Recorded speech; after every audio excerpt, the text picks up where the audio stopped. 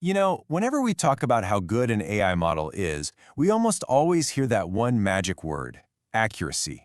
And it sounds so simple, right? A model that's 99% accurate has got to be amazing. But what if I told you that a 99% accurate model could be completely useless or maybe even dangerous? Let's dive in and find out what really matters when we measure AI. I know, it sounds a little nuts, doesn't it? But this is a very real scenario. A model can show off this nearly perfect accuracy score and still fail completely at the one job it was built to do. And this isn't just some abstract theoretical problem. It has huge consequences in fields like medicine and finance. So how on earth is this even possible? Well, this right here is the perfect example. It's called a fraud detection paradox. Just imagine a bank's fraud detection AI. Now, in the real world, fraud is pretty rare. Let's say only 1 out of every 100 transactions is actually fraudulent. A lazy model could just predict not fraud for every single transaction. And guess what? It would be correct 99% of the time. It gets a 99% accuracy score, but it lets every single piece of fraud slip right through. It's totally useless. All right, so let's really dig into this. Why is accuracy, our favorite go-to metric, so darn deceptive? It's popular because it's easy to understand, but that simplicity, well, it hides some pretty major flaws. So, what is accuracy anyway? At its core, it's just the number of times the model was right divided by the total number of predictions. If your model makes 100 predictions and gets 95 of them right, boom, you've got 95% accuracy. Sounds great on paper, doesn't it? But as we're about to see, that number isn't telling you the whole story. And here's where it all starts to fall apart. Accuracy is completely blind when you have imbalanced data, like our fraud example, or trying to diagnose a very rare disease. It also treats every single mistake as if it's equal. But come on, is missing a cancerous tumor the same thing as a false alarm? Of course not. And this is exactly how a high accuracy score can give us this dangerous false sense of security. So, to see past these blind spots, we need a better tool. And that tool is the confusion matrix. Now, I know the name sounds a little intimidating, but trust me, it's basically the secret decoder ring for understanding what your model is actually doing, all the wins and all the mistakes. It's the foundation for everything we're about to cover. All right, first up, true positives. This is the good stuff. This is what you want to see. The transaction was fraudulent, and the model correctly raised the red flag. A perfect hit. And on the flip side, you've got true negatives. This is another win. The transaction was totally normal, and the model correctly said, yep, this is fine, and left it alone. No false alarms, everything's working just as it should. Now for the mistakes. A false positive is basically a false alarm. The model flagged a completely legitimate transaction as fraud.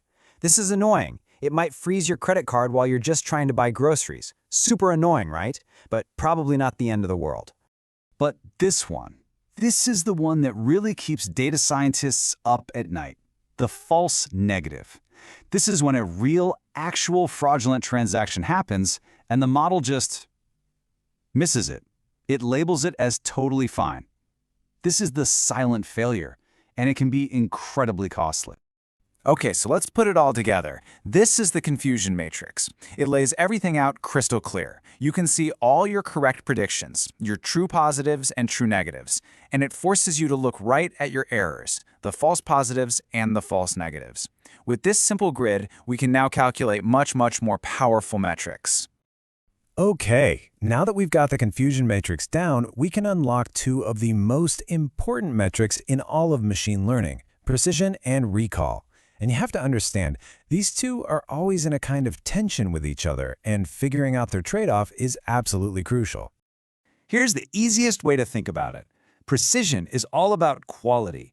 When the model speaks up and flags something as positive, how often is it actually right? Recall, on the other hand, is about coverage. Of all the actual positive cases out there in the wild, how many did our model manage to catch? You see the tension? It's tough to get both at the same time. So, when do you really care about precision? Well, think about your email's spam filter. The cost of a false positive here is huge. Imagine a job offer or some other life-changing email getting buried in your spam folder. You'd much rather deal with 1 or 2 annoying spam emails in your main inbox than miss that one critical message. So here, you have to prioritize precision. But then you have something like medical screening. And here, the whole situation is flipped on its head. The cost of a false negative, missing a real disease, is, well, it's unthinkable. You would absolutely 100% rather have a false alarm that leads to an extra test than fail to catch a disease. In a case like this, you have to prioritize recall. It's not even a question. So you've got this constant tug of war, right?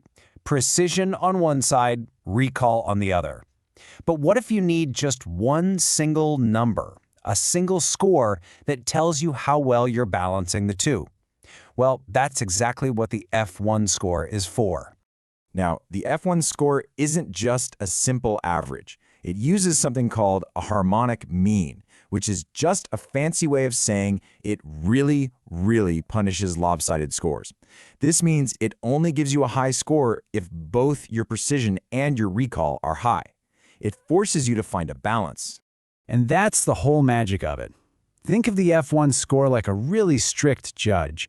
It will only give you a high score if both precision and recall are looking good. It penalizes any model that tries to cheat the system by getting a great score on one while totally failing at the other. It demands true balance. So, after all this, what's the verdict? Which metric is the best one? And the answer is, well, it depends. There is no single magic bullet.